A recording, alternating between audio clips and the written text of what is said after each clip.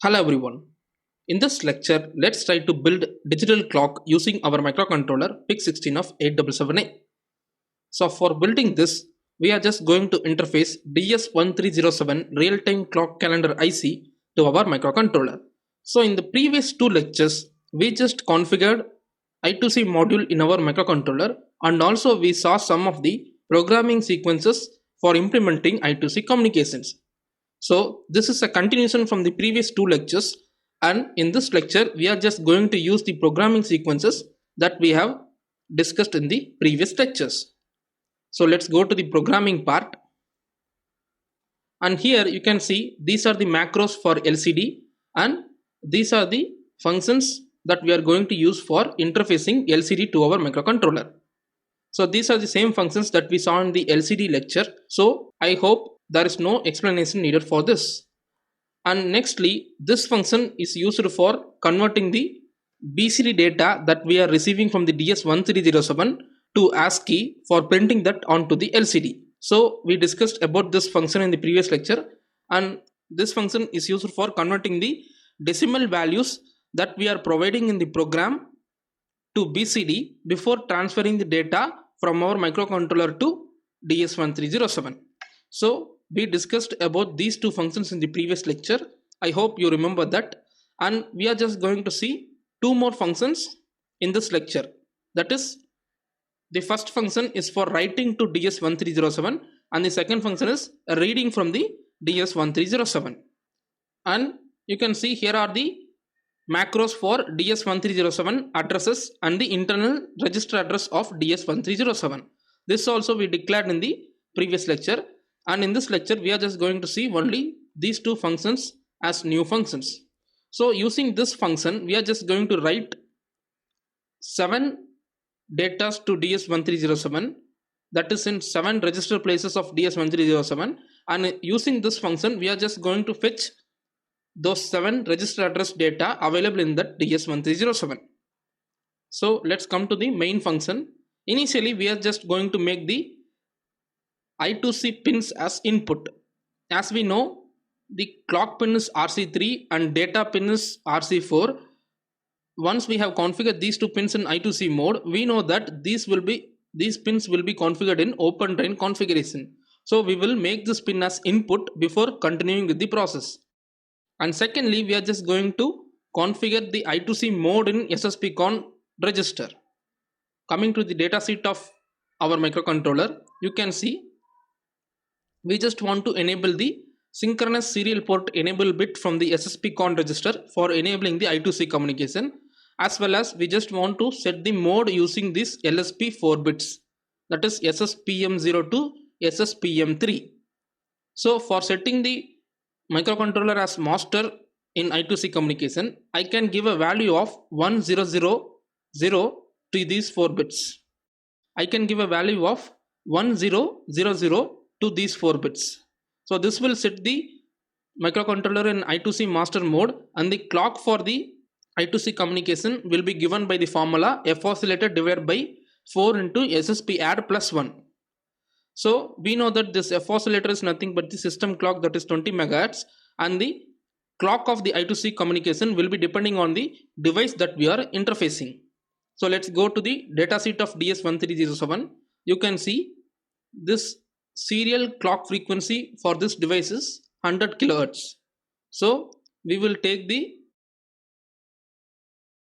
clock parameter as 100 kilohertz, and we know that F oscillator is 20 megahertz, and using this formula you can find the value of SSP add. So that will give you a value of 49. So giving a value of 49 to SSP add will configure the I2C clock to 100 kilohertz. So this is specially meant for LCD, that we are making the LCD pins as output, and I'm going to the first row first column of the LCD and I'm printing clock. Then I'm going to the second row first column of the LCD and I'm printing date. Then I'm writing 7 bytes of data using the DS1307 write function, and after 300 millisecond inside the while of 1, I'm reading the register values of DS1307 using the DS1307 read function, and this read operation will be performed for every 20 millisecond delay. As you can see, there is a delay of 20 milliseconds provided inside this while of 1. So let's try to understand this DS1307 write function and DS1307 read function. So coming to the write function, so in the previous I2C configuration lecture, I just explained about the programming sequence for implementing start bit, stop bit, acknowledgement bit, not acknowledgement bit, and program sequence for writing to I2C bus and program sequence for reading from I2C bus. If you have not seen the previous lecture, please go back to that lecture and then come back here for better understanding. So going into the data sheet of DS1307, you can see this is the register structure of DS1307. Using this write function in the program, we are just going to write 8 bytes of data starting from 0x00 to 0x07. So you can see 0x00 is the address of seconds register. When I start from this 0x00 address and when I write 8 bytes of data sequentially one after the another, the data will be stored in the seconds, minutes, hours, day, date, month, year and control register of DS1307. Since we are not using this control register, we will be passing only 0x00 to this register. Other than that, we will be passing values for this seconds, minutes, hours, day, date and year registers. So this is the process that we are doing in this write function. So let's see the write sequence for DS1307. You can see this is the write sequence for DS1307. It is starting with start bit. Following that, we are giving the slave address of the device, that is the DS1307 address along with write bit 0. So after the start bit, we just want to give 0xD0 and then we are waiting for acknowledgement. Here you can see this is the start bit. Then we are passing the DS1307 address and we are waiting for the acknowledgement. Once the acknowledgement is received, we just want to pass the word address, that is nothing but the register address of the DS1307 from which we just want to start writing data. So I just want to start writing the data from second register, right? So this second is defined as 0x00. You can see here second is nothing but 0x00 and DS1307 address is nothing but 0xD0. After sending the register address for writing, we will be then acquiring an acknowledgement from the slave. Then we will start writing the data. Once we have sent the register address for writing, then we will receive an acknowledgement from the slave. Once the acknowledgement is received, we will start writing the data from that address. So you can see I have started writing the data starting from second. So this second is nothing but the parameter for this function. First parameter is second, minute, hour, day, date, month and year, and that we are passing over here. So here we are passing only decimal data.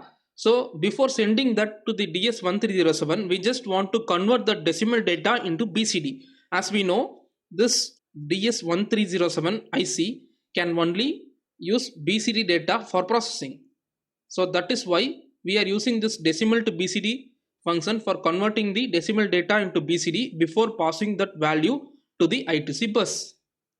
So we are passing the second value and we are getting acknowledgement. Then we are passing the minute value. Then we are passing hour, day, date, month, year, and then after the year, as I said, according to the DS1307 register allocation, the seventh address is for control register. So we are not using the control register. That is why we are passing 0x00 to the control register value. Then after that, once we receive acknowledgement from the slave, we are stopping the process using stop bit. This is also as per the sequence provided in the data sheet of DS1307. So this is the sequence for write operation and the programming sequence is following the procedure that is given in the data sheet of DS1307. So let's see the read function. So this read function receives two parameters. One is the slave address of the device, that is DS1307 address, and the register address of the device from which we want to read the data. Anyhow, we are just going to read data from 00 to 07. So we are just going to read data from seconds register, minutes, hours, day, date, month, year, and control register. So we are starting from the address 0x00. So let's see the read operation sequence for DS1307. So this is the data read sequence for DS1307. This also starts with start bit. Following that, we must give a slave address of the device along with write bit 0. So after the start bit, we just want to provide a data of 0xD0. Then we will wait for acknowledgement, and then after that we just want to provide the word address or the register address from which we want to read the data. So you can see the start bit is given here. After that we are passing the slave address, that is 0xD0, that we are receiving as a parameter to this function. You can see we are passing DS1307 address to this parameter of the function, and we are passing 0x00, which is the register address, that is the word address. You can see after the slave address we are passing the word address, that is the register address that we are receiving here, which is nothing but 0x00. So once we pass the register address and after the acknowledgement, we just want to send a restart bit.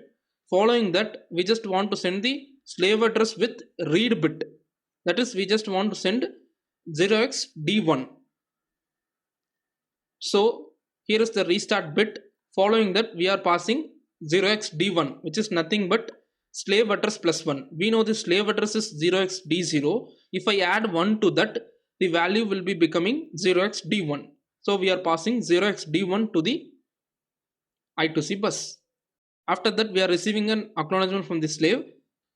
Once after we receive an acknowledgement after the slave address with read bit, we can start the reading process from the DS1307. And for each read operation, that is after each byte of data is read, we just want to send an acknowledgement from our microcontroller to the slave, that is indicated by the A, that is highlighted in gray. So you can see once after the slave address with read bit is sent, we are reading the buffer value in the second register first. As we know, the first and foremost register at the 0x00 is second. So we are fetching the second first. Then we are sending an acknowledgement from our microcontroller to the slave. Then we are fetching minute. After that, we are sending acknowledgement to the slave. Then we are fetching hour. Then we are sending an acknowledgement. Then we are fetching day. Then we are sending an acknowledgement. Then we are fetching date and we are sending an acknowledgement. Then we are fetching month. We are sending an acknowledgement. Then we are fetching year. Then we are sending an acknowledgement. Then we are fetching the control register value that is located in the 0x07 of the DS1307. Then after that, you can see the sequence. We just want to send a NAC bit. Following that, to stop the process, we can send a stop bit. So we are sending a NAC bit here. Then we are stopping the process using the stop bit. Once all the values of the minutes, seconds, hour, day, date, month, year is received in the corresponding variables, that value will be in form of BCD. So for converting that into ASCII, for printing that to the LCD, we are using this BCD to ASCII function. So I'm going to the first row 8th column of the LCD and I'm printing hour. Then I'm printing semicolon. Then I'm printing minute. Then semicolon. Then second. Then I'm going to the second row 8th column of the LCD and I'm printing date. Then slash. Then month and slash. Following that I'm printing year. So this is how the data is read from DS1307 using I2C bus in our microcontroller PIC16 of 877A. So the programming logic is simple. We are just going to write all the time and date values using write function, and after that we are going to continuously monitor the register values of DS1307 and we are fetching the data from that, and then after that we are just going to continuously monitor the register values of DS1307, and then we are going to print that values that we receive from the DS1307 to the LCD. The updation process of seconds, minutes, hours, date, month, and year is done automatically by the internal processing of this real-time clock DS1307 IC. We need not bother that in our program. So now I am building this project using the build icon over here.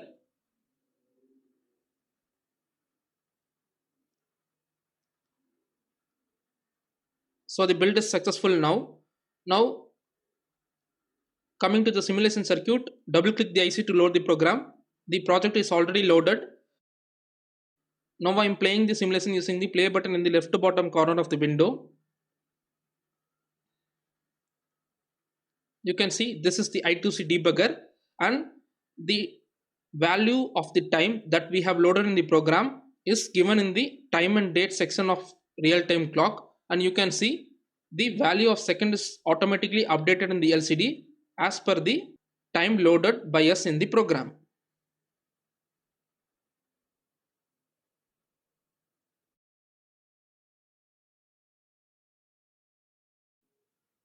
Thus, you can build a digital clock by interfacing DS1307 with our microcontroller PIC16 of 877A. For uploading the program onto the microcontroller, firstly, power up the development board using external 12V 1A adapter through this socket provided. And then connect the PIC3 to your PC USB port using mini USB cable. Then the terminals of PIC3 are connected to the microcontroller as per this circuit diagram. If your development board is not showing these pinouts, or if you are not having a development board, you can connect the terminals of PIC3 to the microcontroller port pins as per this circuit diagram. Or you can just build this circuit in a breadboard for programming the microcontroller. Once the circuit is built, come to the Programmer tab and hover over Select Programmer. You will see a number of programmers. In our case, select PIC3. You can see PIC3 detected. Click on OK. You must see this target detected. And then go to the Programmer tab again and click on Program. You can see device is being programmed and the programming is complete. Now build this circuit to see the output in the hardware.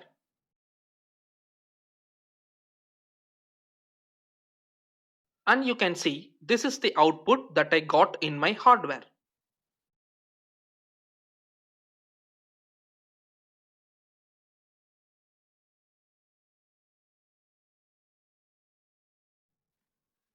Thanks for watching.